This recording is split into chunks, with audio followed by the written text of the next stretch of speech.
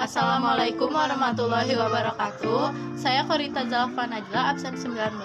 Saya Raina Nafizan Nurfadila, absen 20.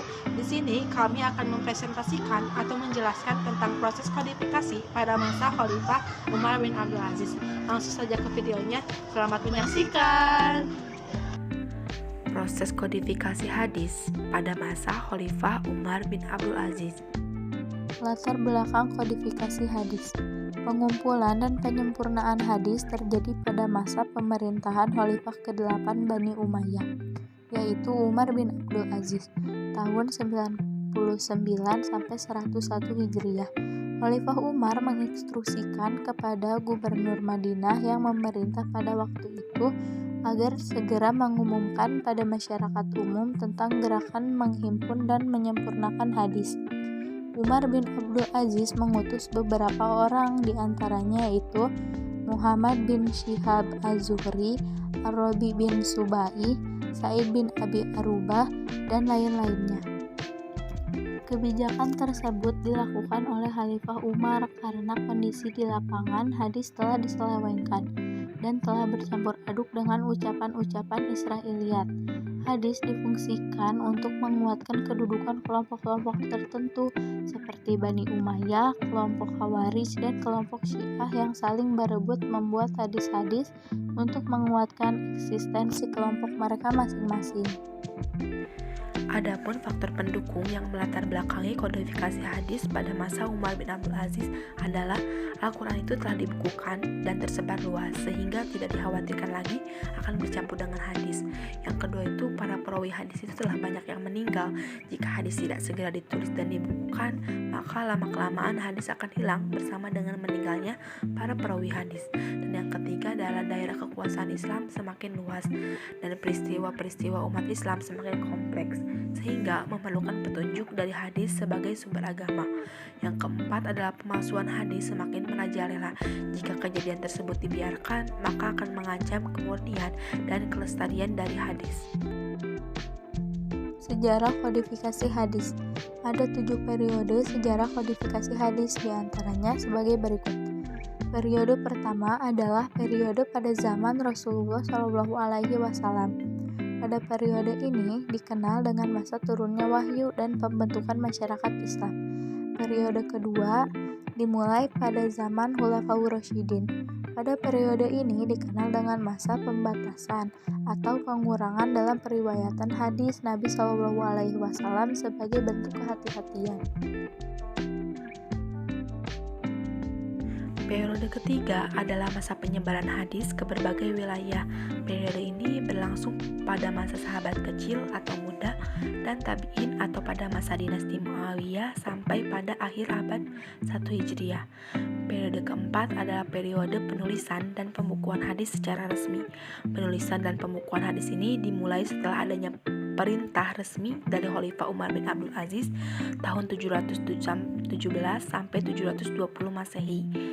Perintah resmi tersebut sebagai instruksi langsung dari Umar untuk seorang ulama yang bernama Abu Bakar Muhammad Amr bin Hazm atau Ibnu Syihab Az-Zuhri yang menjabat sebagai gubernur Madinah agar menuliskan hadis Nabi Muhammad SAW.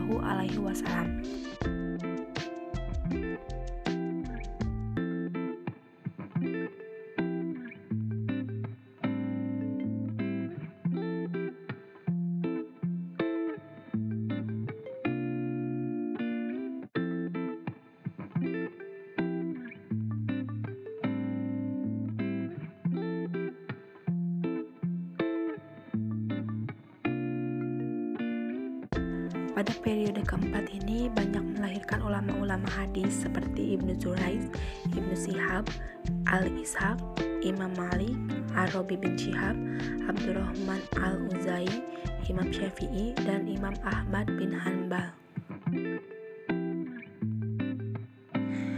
Pada periode keempat ini bukan hanya menghasilkan para ulama hadis saja, tetapi juga menghasilkan karya kitab-kitab hadis. Di antaranya Al-Musnad karya Imam Syafi'i, Al-Musannaf karya Imam Al-Auza'i, Al-Mutawatta karya Imam Malik, Al-Musnad karya Imam Ahmad. Dan kitab hadis pada periode ini masih bercampur dengan fatwa sahabat, tabi'in, hingga hadis palsu karena belum ada penyeleksian secara penuh. Periode kelima adalah periode pemurnian, penyehatan, dan penyempurnaan. Periode ini berangsur sekitar pertengahan awal abad ketiga Hijriah, atau tepatnya pada masa dinasti Abbasiyah yang dipimpin oleh Khalifah Al-Ma'mun sampai Al-Muqtadir. Periode ini ulama-ulama mengadakan gerakan penyeleksian, penyaringan, dan klasifikasian hadis, yakni memisahkan hadis yang marfu dari hadis mauquf dan maqtu.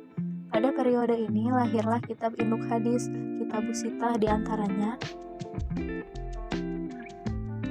Al-Jami' As-Shahih karya Imam Al-Bukhari 194 sampai 252 Hijriah. Al-Jami' As-Shahih karya Imam Muslim 204 sampai 261 Hijriah. 3. Sunan Abu Dawud karya Abu Dawud 202 sampai 261 Hijriah.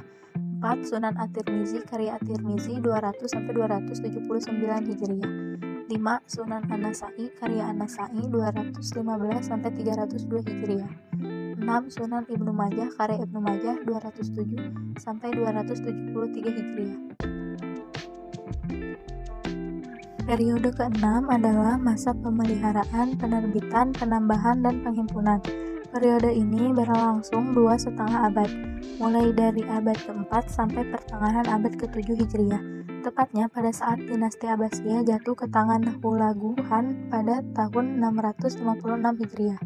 Periode ke-7 adalah periode persyarahan, penghimpunan, dan pengtahrijan. Pada periode ini, ulama mulai mensistemasi hadis-hadis berdasarkan kehendak penyusun, memperbaharui kitab-kitab mustahrij dengan cara membagi-bagi hadis menurut kualitasnya.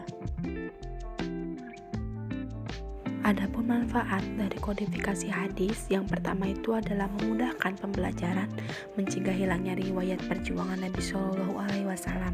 Yang kedua adalah melestarikan hadis dan sejarah Nabi Shallallahu Alaihi Wasallam. Yang ketiga, melindungi dari hadis palsu. Dan yang keempat, membantu menjelaskan perintah yang ada di dalam Al-Quran.